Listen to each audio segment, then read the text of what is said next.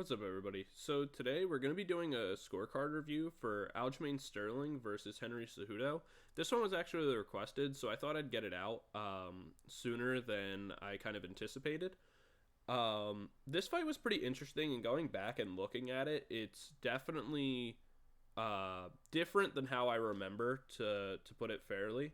The scorecards for this one were kind of all over the place. The only rounds that it seems that all the judges kind of agreed on is that Aljamain won rounds 1 and round 4, but that's about it. That's the only round that unanimously were given to Aljo, as round 3 was the only round that was given to Henry Cejudo, unanimously by all 3 judges. This is something that I think is a little interesting, and I'll talk about it when we get to the actual round 3. But starting off at round 1, I think that round 1 was actually pretty good, or like the perfect example of a 10-9 round. I think all of these rounds are good examples of what a 10-9 equals, is that each of these rounds are incredibly close, but there's something small that edges the other person out. And in the first round, I think that the thing that edges out Aljamain to win the round is the knees that come at the end. Because at the beginning of the round, we can see that Aljo pushes a very heavy pace and is looking for kicks and large swings, and is kind of just putting as much pressure down as he possibly can. And Cejudo is able to, land a couple shots here and there, but nothing really too significant. Though he's able to get a trip takedown about 2 minutes or so into the first, and is able to get a good amount of control time and kind of hold Aljo down.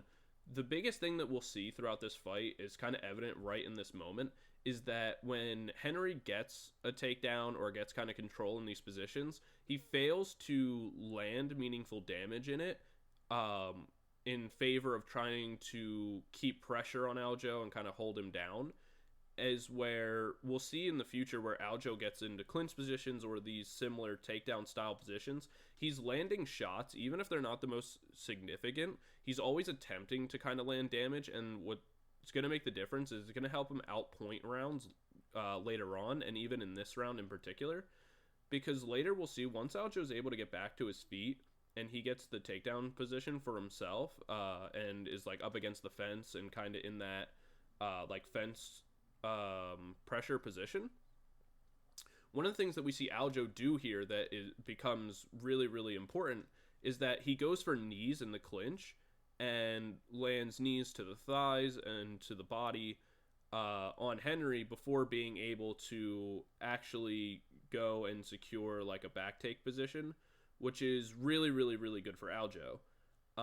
The round ends right as Aljo's kind of taking the back, but I think it's pretty clear that Aljo wins that round, and I think what decides that is these small moments like Aljo being against the fence and being able to land these knees and being able to land, the knees to the body and the thighs and stuff like that, where even if they're not the absolute most impactful strikes, they do make a difference and actually are good enough to kind of make the difference in something that's so close.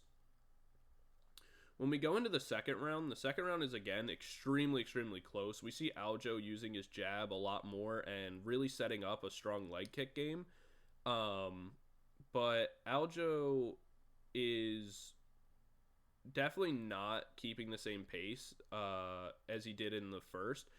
It's something that he's clearly trying to do, but Henry answers a lot better in this round, landing a pretty strong head kick in the early stages of the round, and is able to actually avoid a lot more of the strikes this time around and land better combinations of his own, being able to pump out his own jab and land leg kicks of his own, which is really big, and is even able to land some good single shots, so the head kick like we mentioned before, and also later on into the fight towards the end he lands probably the most impactful single shot of the round, after another high kick that he throws, He's able to throw like a large overhand and connects with Aljo. And this is what I mean when I say that these small moments are what separates when the fights are so close, because we have to look at what was the most impactful strike. And so when the strike totals are extremely close, we have to look, all right, well, what was the most impactful and most damaging strikes of the round? And I think in this round, for round two, you would have to give those shots over to Cejudo, being able to land the two high kicks that, maybe didn't stun Aljo or anything like that, but definitely received like a good response back. We know they definitely did damage. And the strong overhand right that Henry starts to end the round with, along with the accumulation that he gets with leg kicks and these other options, I think are what kind of help edge him out in that round. And to a similar extent, I think that's where the other two judges that saw round two for Henry, I think that's where they saw it as well. And I would personally have to agree that Henry wins round two. Going into round three, I think this is maybe the most interesting round when it comes to the scorecards, because all three give this round to Cejudo. But I'm going to have to personally disagree. One of the reasons why I believe this, and why I believe that Cejudo was given this round, is purely off the optics that we see later in the fight, where we see Aljo kind of doing a defensive strategy or game, for lack of better words, is that when Henry's putting pressure down on him, he chooses to go to his knee and try to like scoot backwards, and it definitely looks really, really bad. And he's definitely playing up on that idea of like getting illegally kneed or like an illegal strike or something like that, which, people don't really love.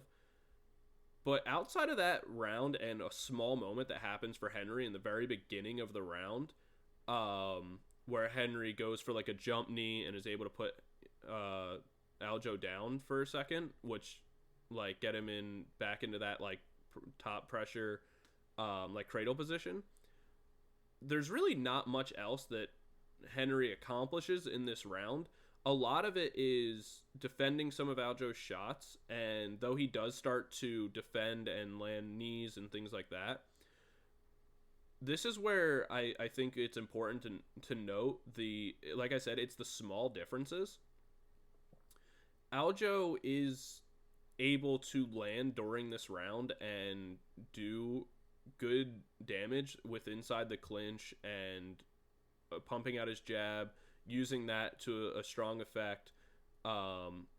Again, getting strikes with inside the clinch, landing knees, and being able to implement his leg kick game in a really strong way, that though the optics at certain points, like the way that it looks of having Aljo on his knees like that, kind of playing that weird kind of odd game of like not getting kneed in the head and like kind of playing on that, knowing that Henry doesn't really have much options for him, it definitely looks weird and maybe isn't the best strategy, but there's nothing against doing it, and it's not like you get pointed for looking a little weird. Like, nothing that he does is inherently wrong. It's just like an odd optic, I guess, or like it's just a weird look for the judges. You can even hear his corner at the end of this round kind of tell him like, hey, don't do that anymore. And I think it definitely plays into like the mental factor of whether you think somebody's like losing or winning. But the reality is, like, we can see Aljo landing knees to the head during this round. He's able to consistently land strikes in the clinch. He's able to implement his jab, get leg kicks off. By the end of this round, has higher significant damage, or not significant damage, sorry, significant strikes landed. He lands at a higher volume with better accuracy. The damage that he deals, I would argue, is slightly greater. And it definitely looks weird, again, to have him, kind of scooting backwards like that on like a failed takedown attempt. But again, Henry's not accomplishing anything by doing it. When we see that Aljo's like scooting backwards, Henry's missing the shots that he's attempting to go for. So you can't really give him any like points or credit for it. If he followed him down to the ground, if he pressured Aljo during that situation or something like that, then like I could understand it.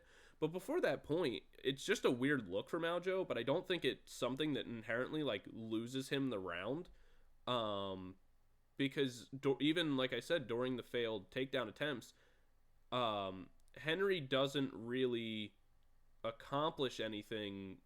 He kind of just keeps holding for control and then letting Aljo back up as he scoots backwards. So it's a weird look, but I don't actually think it's that bad.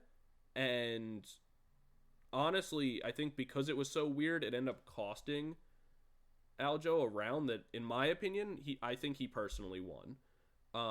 So I disagree with the three judges in this case.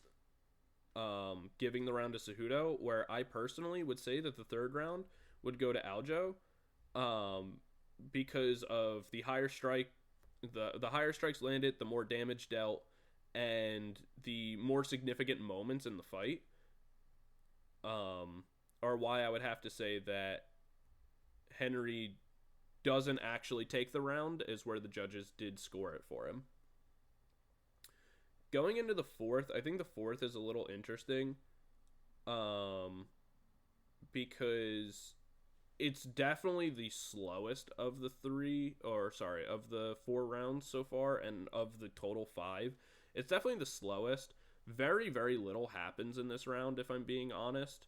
A lot of it is Aljo kind of skirting around, being able to land some leg kicks, pump the jab out a little bit more, kind of just apply a little bit of pressure, and does a lot of evading during this round. You can tell that the pressure is kind of mounting at this point. Neither of them having direct cardio issues, but definitely not having the same true pace that Aljo had started the fight with, but that's to be expected. One of the things during this round, though, that I think is good for Aljo is that he does start trying to implement elbows and doing like lead elbows and things like that, and kind of feinting takedowns now, after going for them so commonly in the third round, trying to set up other strikes and being able to set up for something more impactful. One of the other things to note during this fight that I think is really good for Aljo is that he is able to start kind of checking more of the kicks and getting his leg up, to kind of fight back against Henry's low kicks that Henry had started implementing in the past round. I think the main thing with this round is that though neither person really can massively separate themselves, it's certainly a very close round. We see that Aljo is the person doing most of the aggression and is landing at just like a higher interval, and much like every other round, is just kind of the person to be setting the pace, being able to land at a higher volume, and being able to kind of be the one to end most situations in an advantageous position. Even at the very end of round 4, we can see that Henry's kind of stuck in this split position before Aljo's able to fully secure the takedown and kind of ride out the rest of the round, getting a small amount of control time. But again, the interesting point to note is that even in this position here with like 7 seconds left, Aljo's attempting to throw strikes and deal damage while Henry is fighting back to his feet, something that Henry fails to do in a large amount of these situations. And I think it's what, even if the shots aren't totally impactful, it's what's helping him outpoint Henry at the end of these rounds. And it's another reason why I give Aljo round 4 as well as round 3. Going into round 5, this is where I think Henry really knew it was his fight to lose, and he kind of had to put something in. We can even see in the live odds that everyone kind of was starting to shift towards Aljo and see that this was Henry, like his fight to lose at this point. Henry was going to either need a knockout or, to guarantee the secureness of this round. A lot of people had it 2-2 coming into the fifth. So it kind of came down to this one. For me personally, like I already stated, I think Aljo has 1, 3, and 4, with Henry taking the second. But this round's definitely very good for Henry. He's able to land pretty well to a point that he wasn't really able to before. And he starts to really land his body kick pretty well throughout this fight, as well as be able to get kind of on the inside on Aljo a little bit more, and also starts to land more strikes within the combination of his takedown. So we see an example of this where he now has a single leg, but instead of doing just trying to secure that and get the takedown, he uses it to throw a couple overhands and then lets go of the leg in order to continue the combinations up. And I think this, if he had done something similar to this earlier in the rounds, then he might have been able to actually outpoint Aljo. Really the biggest downfall for Henry in this fight was his emphasis on trying to secure the position, as where Aljo was offense first and he'd worry about really maintaining the position later.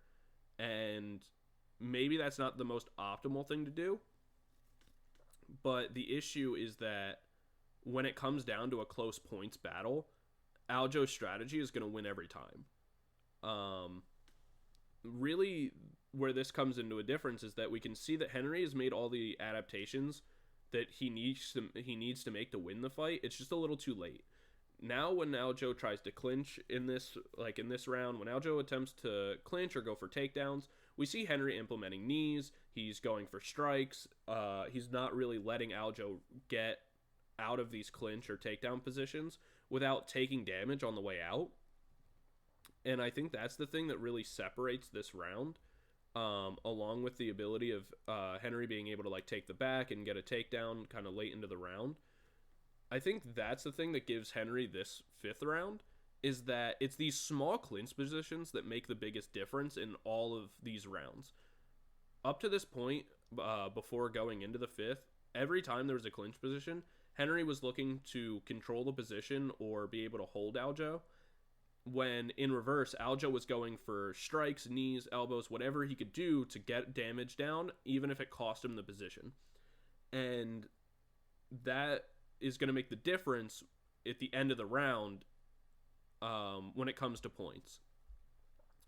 So by the end of the fight, I would personally, I would give round 5 to Henry. All the adaptations that he needed to make in order to win the rounds, he had finally made.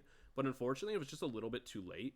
And so I would personally give the fight to Aljo, giving him 3 rounds to 2. But definitely let me know what you guys think in the comment section below, who you believe won. This one was a little bit longer because it was 5 rounds, but I hope you guys don't mind other 5-round fights in the future. If there's another fight you guys want to see next, definitely let me know, and I'd love to review it. And let me know what rounds you scored, because this one was super, super close and honestly could go either way. But I personally believe that this is the most accurate representation of the scorecard and the way to do it. But thanks, guys.